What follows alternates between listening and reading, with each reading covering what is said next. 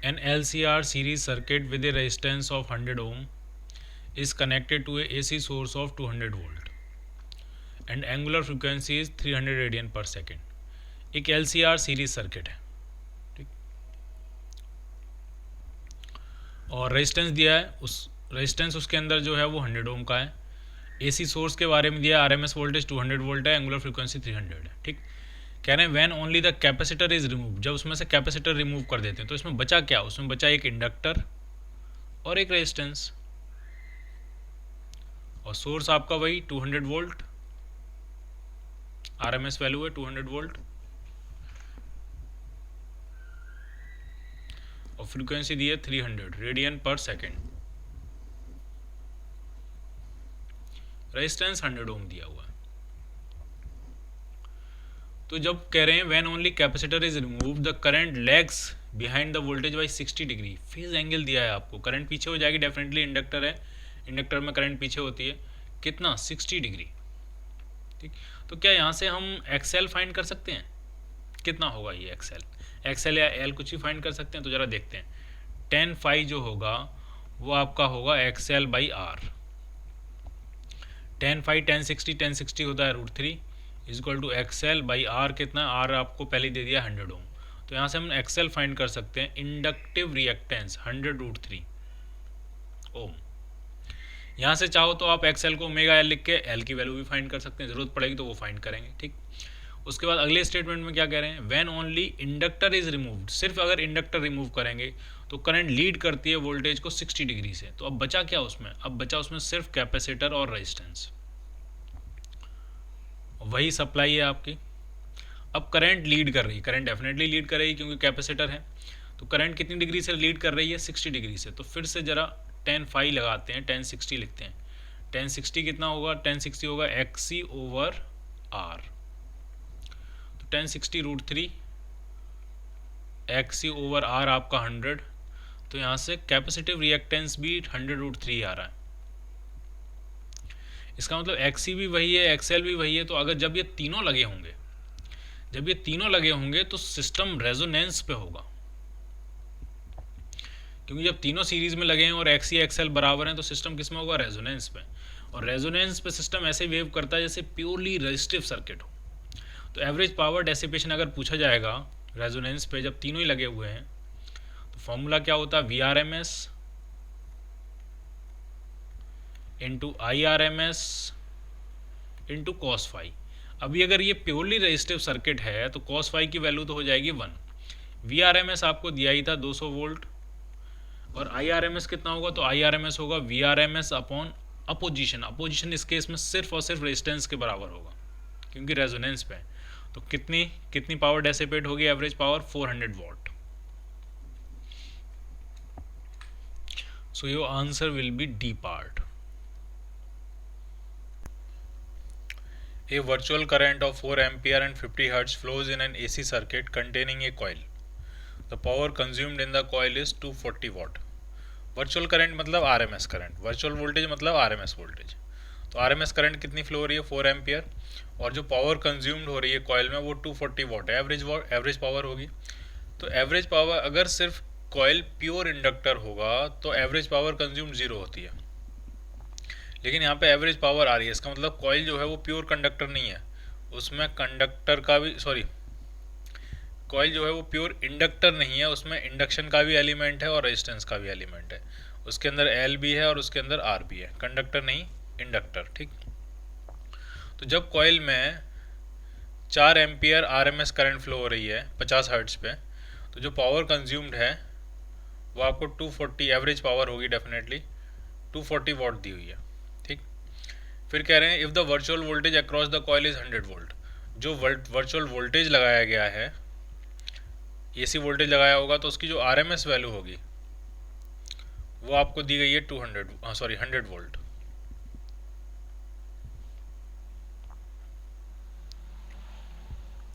तो इंडक्टेंस पूछा, इस कॉइल का इंडक्टेंस कितना होगा, ठीक है, तो आराम से समझ जरा। जो एवरेज पावर का फॉर्मूला होता है वो होता है VRMS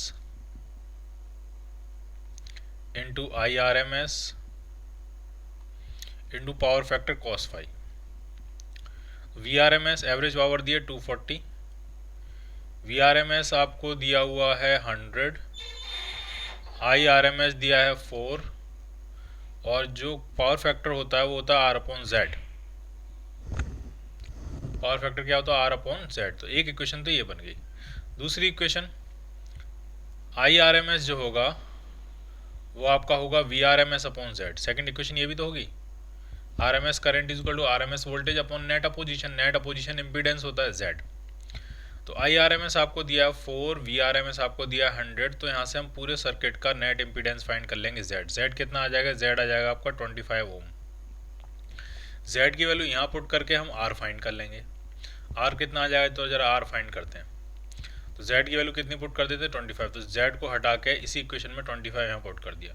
तो जिसे कैंसिल हुआ 4 टाइम्स, एक 4 से कैंसिल करेंगे 60 टाइम्स, फिर दूसरे 4 से कैंसिल करेंगे 15 टाइम्स। तो जो रेजिस्टेंस आ रहा है सर्किट में, जो रेजिस्टेंस है वो 15 ओम है। तो क्या हम यहाँ से L फाइंड कर सकते हैं? कैसे? देखो जरा। Z जो होता है, जो कि 25 ओम है, Z आपका होता है √R² प्लस ओमेगा L का स्क्वायर, क्योंकि इसमें सिर्फ रेजिस्टेंस और इंडक्टेंस है।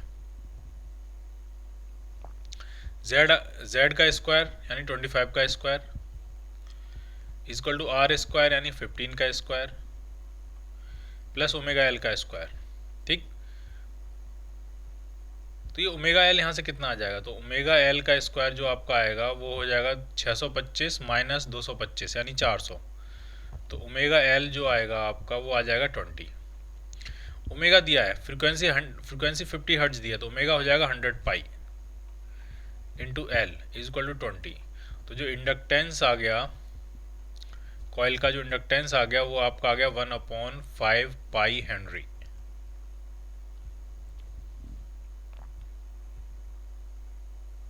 तो क्या आंसर बन गया आपका? B part. In the circuit shown below what will be the reading of the voltmeter and ammeter. आराम से देखना सर्किट में क्या क्या है। एक इंडक्टर है, एक कैपेसिटर है और रेजिस्टेंस दिया 100 ओम। ये वोल्टमीटर V, इसकी रीडिंग पूछी है, जबकि ये दो वोल्टमीटर जो लगे हुए हैं इनकी रीडिंग 300 वोल्ट और 300 वोल्ट है।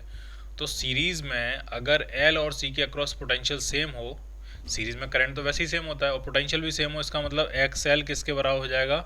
XC के बराबर। तो ये जो कंडीशन है ये रेजोनेंस की कंडीशन है, और रेजोनेंस के केस में जो अप्लाइड EMF होता है वो पूरा का पूरा रेजिस्टेंस के अक्रॉस नज़र आता है।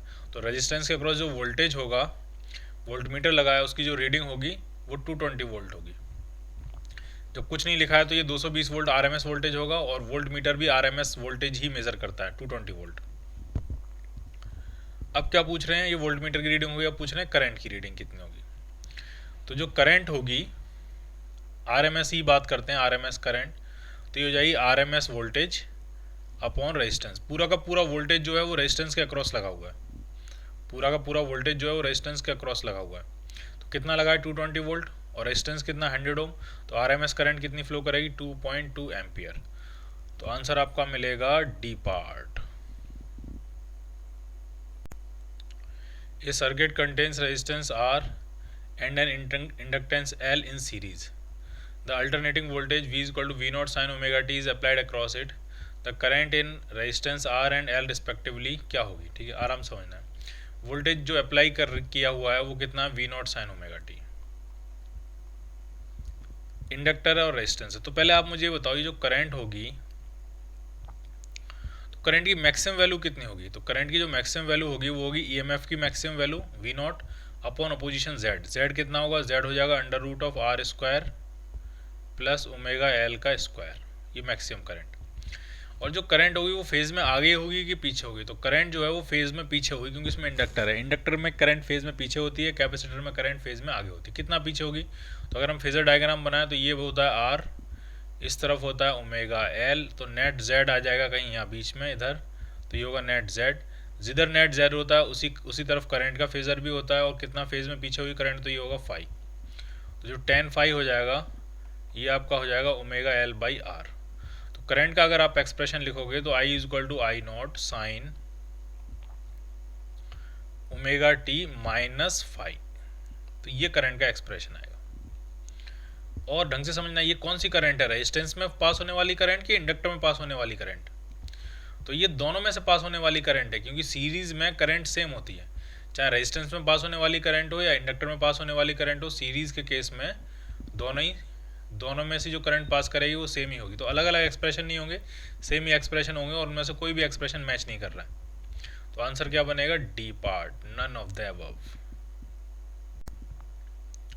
इन the circuit shown in figure an AC source gives a voltage 20 cos 2000 t। ये एक वोल्टेज सोर्स लगाया हुआ है 20 cos 2000 t। Neglecting the source resistance, इस सोर्स में कोई रेजिस्टेंस नहीं है, वो निगलेक्ट कर देना है। आपको वोल्ट मीटर और अमीटर की रीडिंग पूछिए, तो इससे पहले 6 ओम का रेजिस्टेंस लगा हुआ है, ये अमीटर लगा हुआ है, उसके बाद 50 माइक्रोफैराड का कैपेसिटर है, फिर एक कॉइल है, कॉइल में इंडक्टेंस भी है और रेजिस्टेंस भी है, और उस पूरे सिस्टम के अक्रॉस वोल्ट मीटर लगा हुआ है। तो इस वोल्ट मीटर की रीडिंग भी पूछिए, इस अमीटर की रीडिंग भी पूछिए। ठीक, तो सबसे पहले देखते हैं कहीं ये सिस्टम रेजोनेंस पे तो नहीं है, क्योंकि इस सिस्टम में ये 6, ये 50, ये 4 और ये 5, ये पूरा सिस्टम सीरीज में है। तो अगर इसको देखा जाए तो ये सीरीज LCR सर्किट है।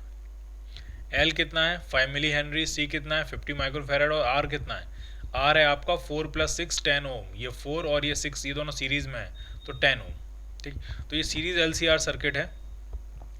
और जरा देखते हैं कहीं ये रेजोनेंस पे तो नहीं है, तो रेजोनेंस फ्रीक्वेंसी निकालने की कोशिश करते हैं, और कहीं वो 2000 तो नहीं आ जाएगी। तो 1/√LC, L कितना, L है 5 मिली हेनरी, मिली हेनरी मतलब 10⁻³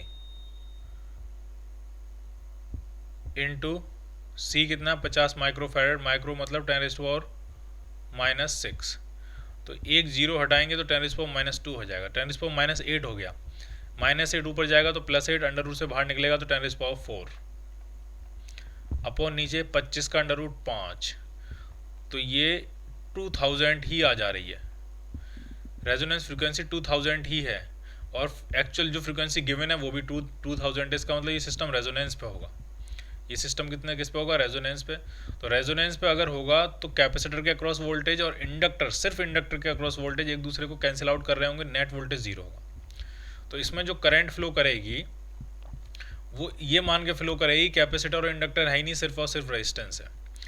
ठीक है, तो RMS करंट अगर हम निकालें, RMS करंट, तो वही RMS वोल्टेज, RMS वोल्ट कितना है, वोल्टेज कितना है 20/√2। ठीक है, 20 तो पीक वोल्टेज है ना ये, तो RMS वोल्टेज कितना होगा 20/√2 डिवाइडेड बाई रेजिस्टेंस। रेजिस्टेंस कितना है, तो 6 ओम ये है और 4 ओम ये है, 6 और 4 10 ओम रेजिस्टेंस है। तो ये आपकी करंट आ गई √2 एम्पियर, तो 1.414 ये तो आ गई करंट। अब पूछ रहे हैं वोल्टेज, वोल्ट मीटर की रीडिंग।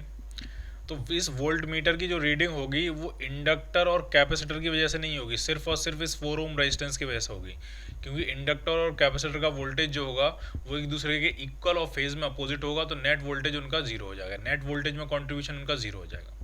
तो सिर्फ और सिर्फ 4 ओम रेजिस्टेंस की वजह से होगी। तो वोल्ट मीटर की रीडिंग कितनी होगी, RMS रीडिंग मेजर करेगा वोल्ट मीटर, तो होगी IRMS इंटू रेजिस्टेंस कितना है 4 ओम, तो ये आ गया 4√2 वोल्ट।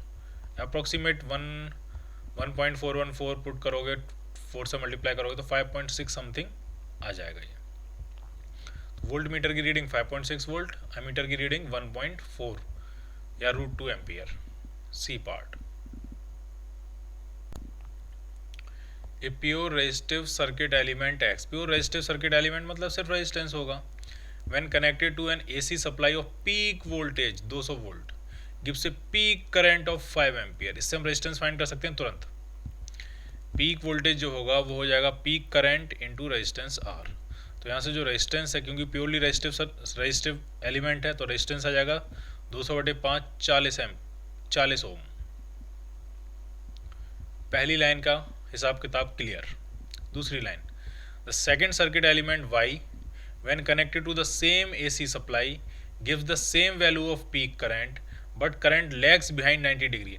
lags behind डेफिनेटली वो क्या होगा, इंडक्टर होगा, क्योंकि इंडक्टर में करंट पीछे रहती है, कैपेसिटर में करंट आगे रहती है। और उस इंडक्टर की अगर हम इक्वेशन लिखेंगे तो peak voltage is equal to peak current into XL।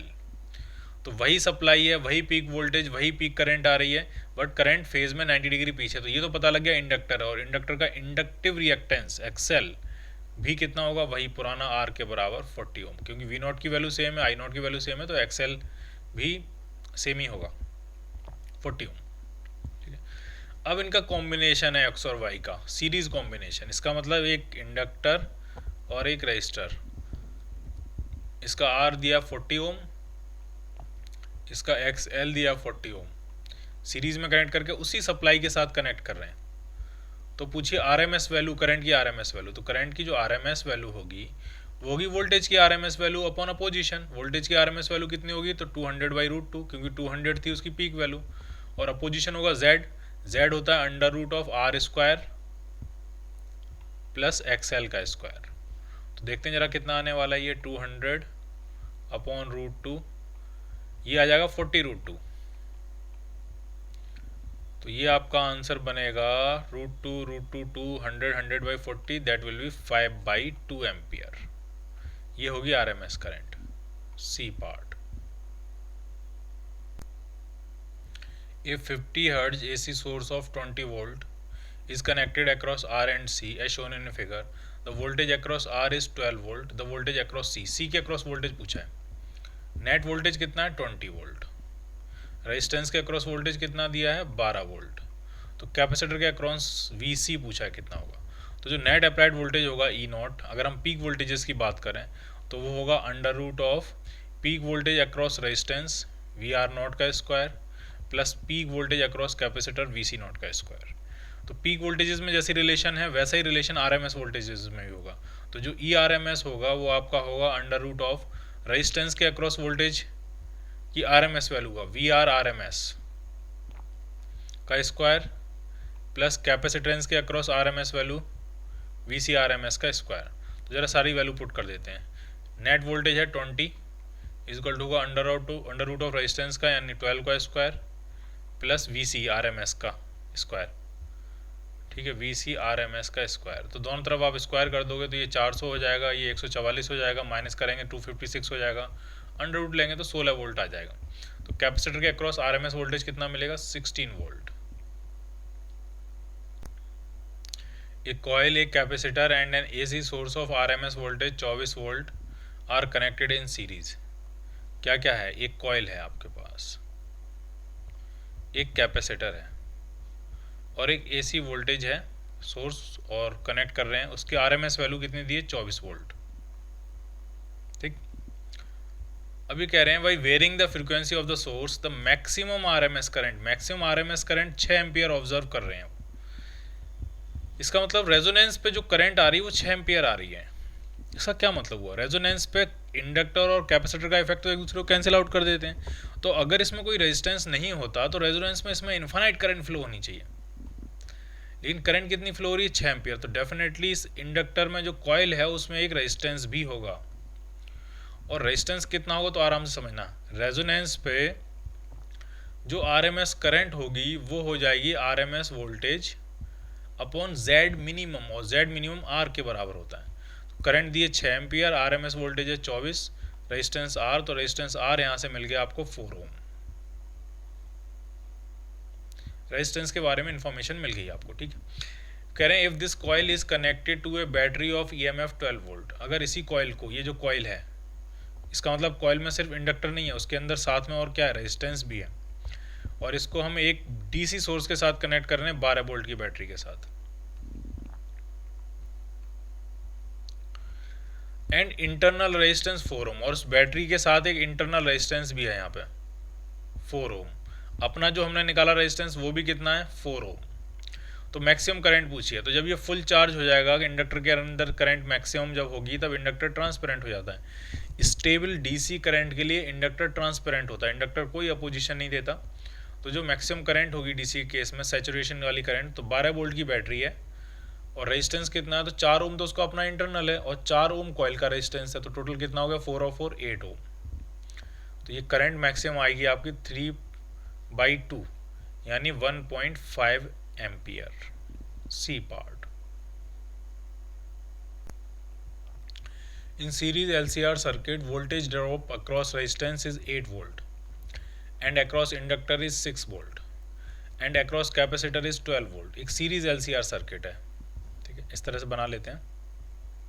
L C R, और ये आपका अप्लाइड वोल्टेज होगा।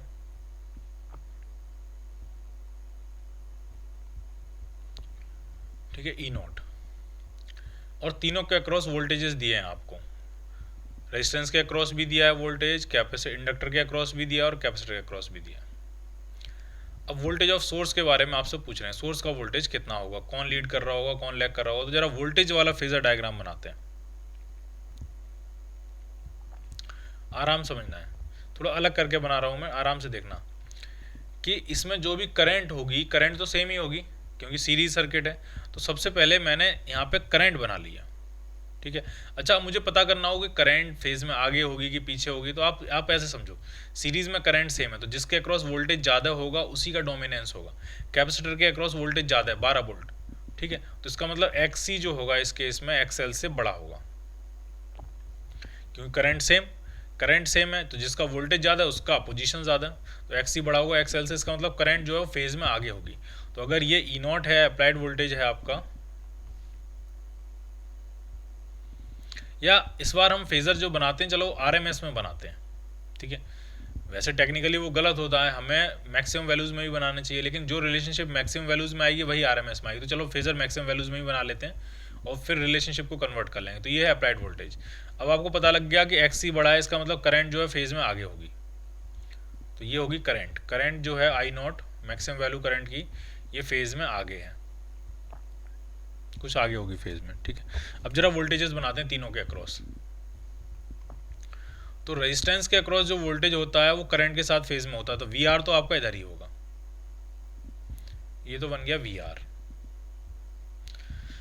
इंडक्टर के अक्रॉस जो वोल्टेज होता है वो फेज में आगे होता है, और कैपेसिटर के अक्रॉस जो वोल्टेज होता है वो फेज में पीछे होता है। तो इंडक्टर का वोल्टेज तो 90 डिग्री आगे होगा, और कैपेसिटर का वोल्टेज करंट से फेज में 90 डिग्री पीछे होगा। इस तरह की सिचुएशन बनेगी, ये बनेगा VL, ये बनेगा VC, और VR, VL और VC का रिजल्टेंट बनेगा ई नॉट। तो इक्वेशन जो बनेगी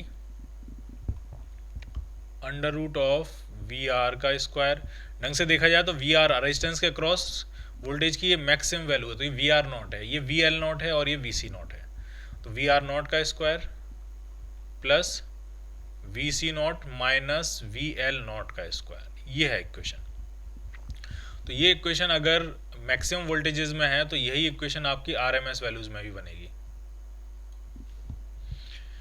तो E is equal to under root of VR का स्क्वायर, अभी RMS वैल्यूज हैं सारी, प्लस VC माइनस VL का स्क्वायर।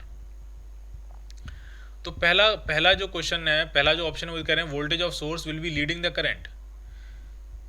सोर्स का वोल्टेज करंट को लीड कर रहा है? नहीं, करंट जो है वो सोर्स के वोल्टेज को लीड कर रही है, करंट फेज में आ गया, तो पहला ऑप्शन तो गलत हो गया।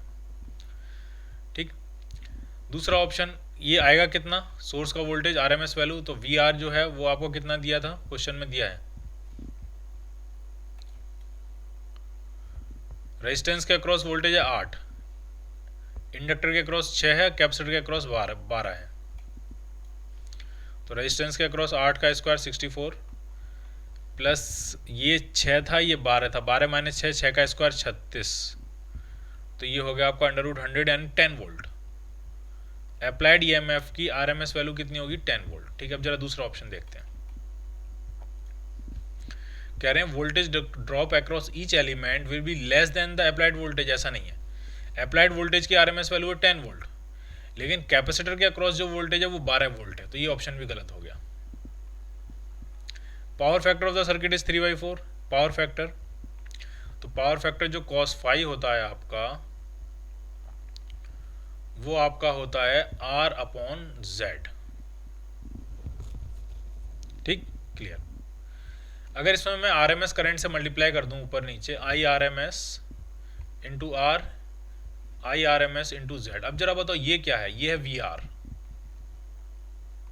और IRMS इंटू Z, तो ये अप्लाइड वोल्टेज की RMS वैल्यू है।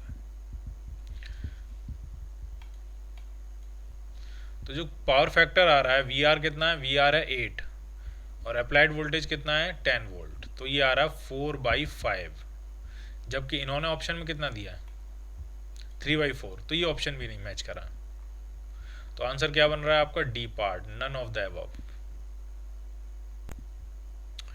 इन the LCR circuit shown in figure, एक LCR सर्किट है, सीरीज कॉम्बिनेशन है LCR का।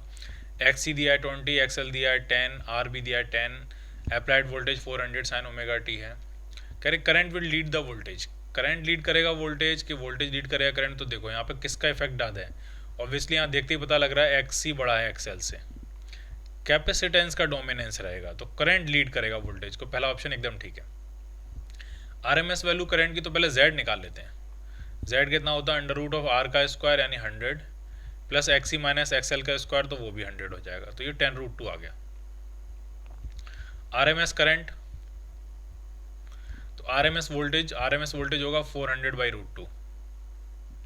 यह है समझ में, V0 जो है वो 400 है, पीक वैल्यू 400 है, तो RMS value 400/√2 divided by Z यानी 10√2, तो ये कितना आ जाएगा, ये 20 एम्पियर आ जाएगा। तो RMS करंट 20 एम्पियर है, ये भी ठीक है।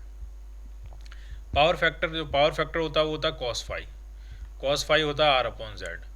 R है आपका 10 ओम, Z हमने निकाला 10√2, तो जो पावर फैक्टर आ रहा है वो 1/√2 आ रहा है, ये भी करेक्ट है।